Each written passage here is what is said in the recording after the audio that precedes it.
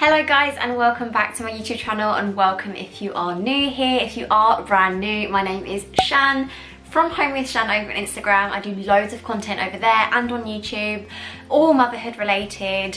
I became a mum a year ago almost. My baby's almost 1, and I wanted to share with you some of my favourite mum tips that I've ever received, things that I wish I'd known before having my baby, things that I've learned over the past year since having a baby.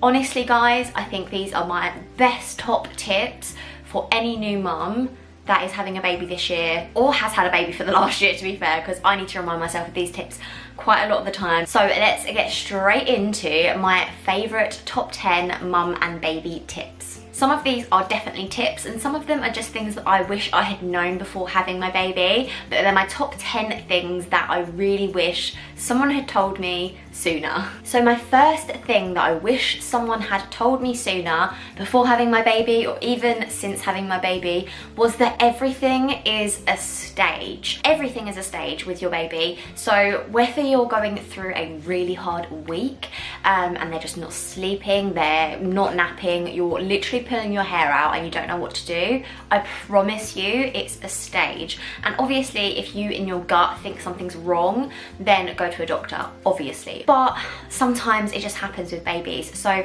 they'll be going through a leap, a developmental leap, and you know, they're just not sleeping for a bit, or they go off their food, or they're teething so they don't want to have certain types of food, they want to have really cold food. I think you just have to remember that even on those really hard days, and we've had a few of them, very hard weeks sometimes, actually it's a stage and they will grow out of it.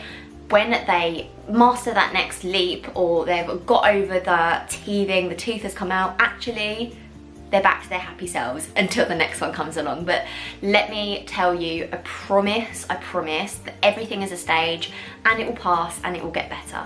Tip number 2 is to stock up on cold and flu items for your baby, because let me tell you, I wish someone had told me that the first cold that your baby has is literally the worst experience I've ever had anyway, with George, because they've never had a cold before.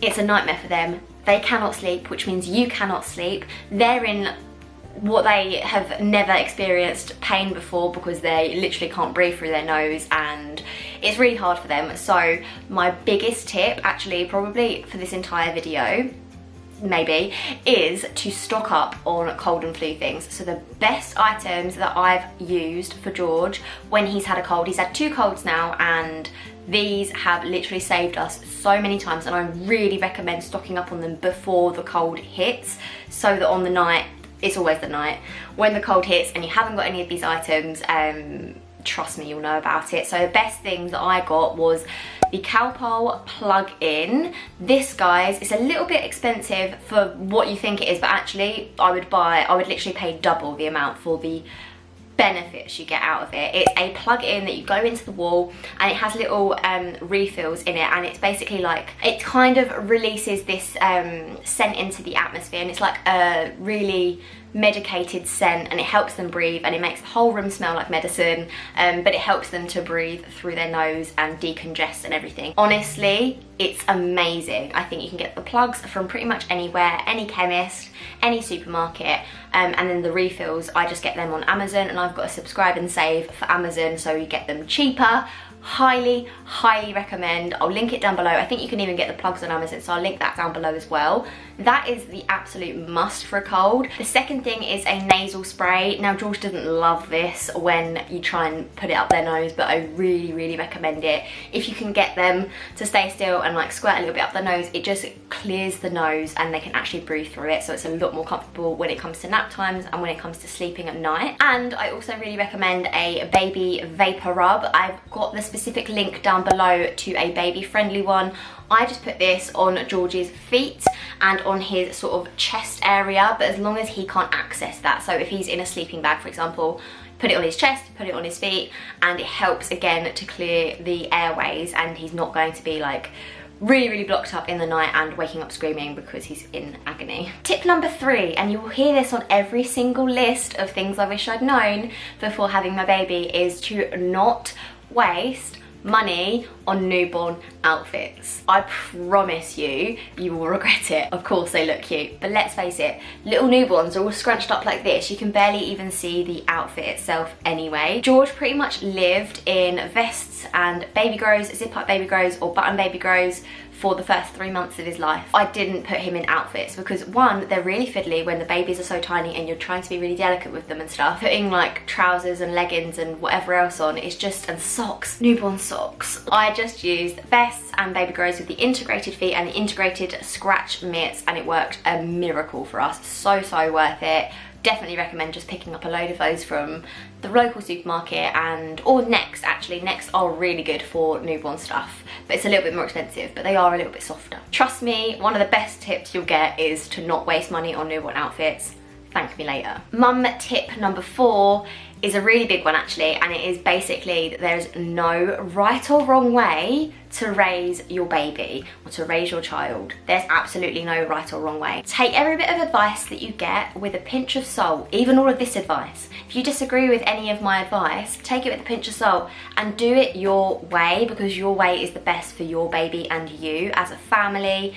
That is what's most important. Whether that's breast or bottle feeding your baby, whether that's giving them a dummy or not giving them a dummy, whatever you want to do for your baby is the right thing to do. And always remember that you know what is best, period. Tip number 5 is another really important one. And I actually want to say this is the best piece of advice that I've ever received, and I want to shout it from the rooftops to anyone that's having a hard day.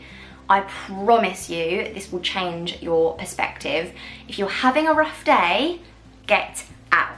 Get out of the house. It's as simple as that. I know it sounds too simple. I know it sounds too good to be true, but I promise you, you will not regret it. Getting out of the house if your baby's being fussy or having a whiny day, or if you're just getting a bit down in the dumps with things, or things are getting too much, you've got washing to do, you've got a crying baby, they're not napping, you've got loads of things going on. The other day I had to be working from home whilst I had George with me, and it was just an absolute nightmare. The best thing that I did was get the buggy, get out of the house and go on a walk, get some fresh air. George really enjoys the change of scenery. He gets really bored when he's at home in the same place all the time. This living room is quite boring, to be fair, so I don't blame him.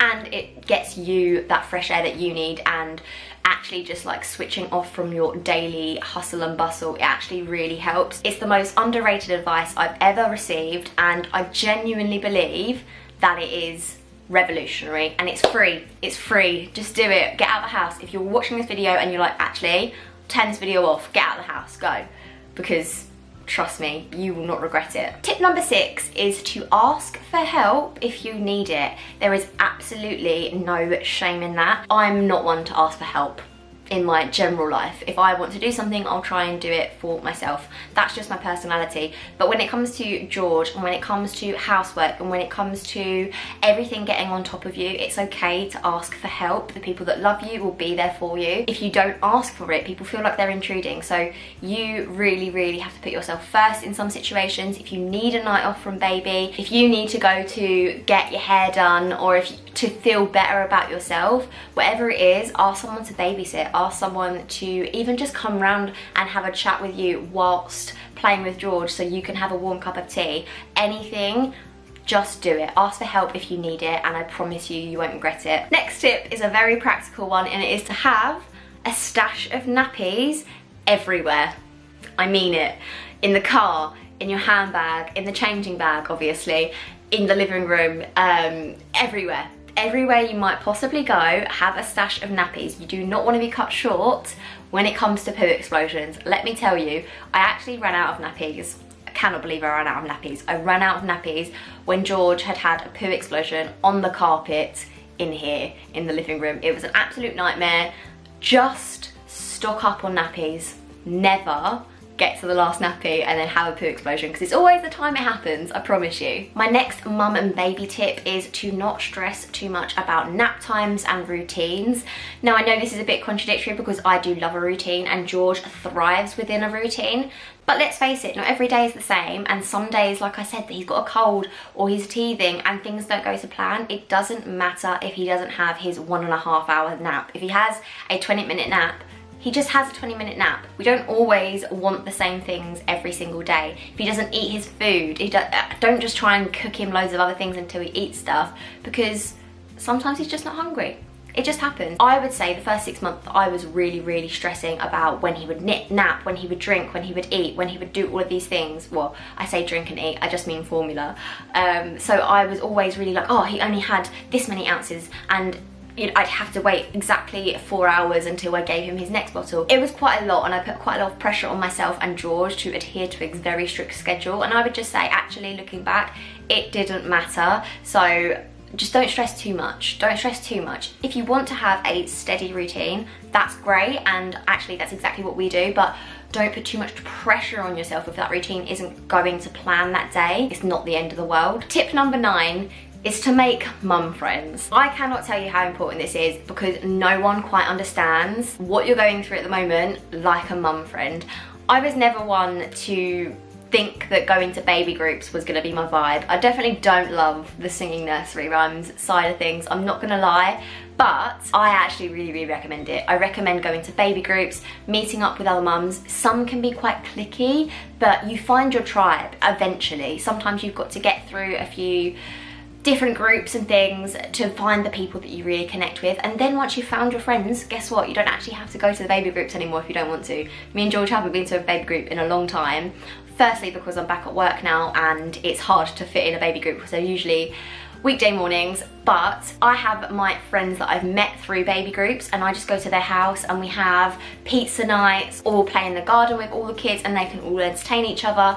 I promise you, it is so worth it to have someone, and even if it's just, oh, I didn't have any sleep last night, oh, I'm having a really hard day, just talking to that friend that understands and has been there and will be there for you to have that cup of tea and to watch the baby whilst you have a shower, promise you, it's so worth it. Make those mum friends, make those connections, and you won't have to be lonely and doing it on your own anymore. Have someone that understands. Tip number 10 isn't necessarily a tip, but it's just to say that you are smashing this. You are absolutely smashing motherhood. You're getting through it. Every day is a learning day.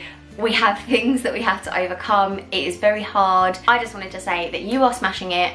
Hell, I'm smashing it. We're all getting through this. We're learning every single day, and it's hard work. And I just wanted to say that I love our community that we've got here on YouTube. I would love, if you don't already, to subscribe so that you can become part of our family here. We absolutely support each other more than I could ever have hoped for, and I love it so much. I'm so grateful for you guys, and I just wanted to say that you actually genuinely help me get through the days sometimes, talking to you guys, connecting with you, sharing experiences and tips and things. I love it. So thank you from me. Not necessarily a tip, but I guess the tip is subscribe so you can join the family. But yeah, that's everything from me. Those are my top tips that I've received over the first year of having a baby. I think these are my best tips that I've ever received, so I wanted to share them with you, and I really hope you enjoyed them. I'll see you in the next one, guys. Bye. 'Cause you glue all the pieces back together. Yeah, you take all my wrongs and make them better.